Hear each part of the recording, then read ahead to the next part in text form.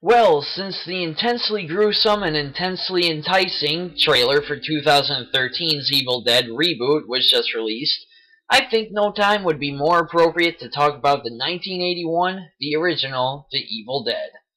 Bruce Campbell plays Ash, one in a group of young adults that go to spend a short vacation in a rundown cabin in the woods. There, the group accidentally stumbles upon the Book of the Dead, inked in blood and bound in human flesh. And after this discovery, well, let's just say that things go downhill pretty fast. Sam Raimi directs this film, remaking and updating a short film he made with Bruce Campbell in 1978 called Within the Woods. It has a budget of a humble $375,000. Doesn't it always seem like great horror movies come with little money? The Evil Dead's chock full of very crafty camera work and haunting cinematography.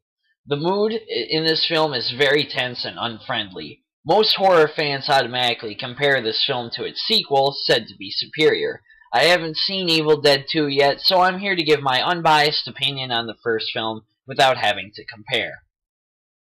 Classic B-movie actor Bruce Campbell does an excellent job as Ash. You immediately like him and stand behind him all the way through the film. Richard Demanicor, or by his stage name Hal Delrick, plays Scotty, Ash's roommate. He does a good job with the character progression. At the beginning of the film, he's more of a goofball, but once the book's powers become eminent, Scotty shapes up. No one can deny that this first film is a creepy film. The secluded setting is reminiscent of Night of the Living Dead, and the POV shots of the restless spirits within the woods are spooky enough because we don't know what vision we're looking through. Every time someone has to journey into the cellar, you're searching for something to bury yourself under because there's no way of knowing what could happen next. It's all the subtle things that make this movie creepier.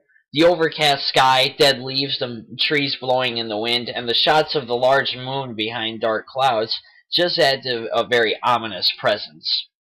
The best part of this film, however, is the Deadites, the zombie-like creatures created when a person is possessed by the demons. They're grotesque, gory, scary, and super awesome. From the minute Ash's sister Cheryl hears the spirits groan, "Join us," you're tense and frightened. You know ancient spirits mean business when they cause a tree to rape a girl. Wait, what? Yeah, I'm not kidding. A tree rapes one of the girls. I've seen some bizarre stuff in horror movies, but this takes the cake. The finale of the film is legitimately frightening and intense. It pits Ash alone against the Deadites in the cabin. Armed only with a shotgun, low on ammunition, you just want the Deadites to leave the poor guy alone. This all leads to some awesomely nasty stop-motion work of Deadites crumbling and decaying rapidly. Don't you just love how in horror movies no one ever vomits from seeing stuff like this? But just when you think it's safe for Ash to leave the cabin, Raimi leaves you on one hell of a nerve-rattling cliffhanger. Ever since The Evil Dead was released, horror fans have become well acquainted with Ash Williams. Bruce Campbell went on to play him twice more in Evil Dead 2 and Army of Darkness. Everyone knows him now as a wisecracking badass with a chainsaw hand, but before all this, he was just a scared college student doing what he needed to do.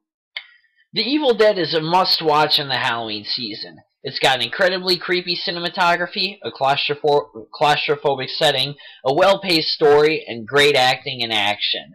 And add it all together and you got one scary motion picture.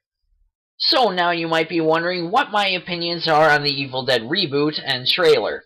Well, like everyone else, I was upset when I found out there'd be no Ash. But knowing that Raimi and Campbell are going to be heavily involved in it, I have high expectations. The trailer shows some familiar plot points, like the tree rape, the hand possession from Evil Dead 2, and the use of a chainsaw. The trailer also shows it's going to be a bloody, disgusting film. This trailer made me cringe, it was so graphic. In other words, I think this reboot will actually be pretty awesome. It looks like it's got the secluded setting right, and the gore is all out, balls to the wall. That is my diagnosis, and more Flamingo Halloween is still coming.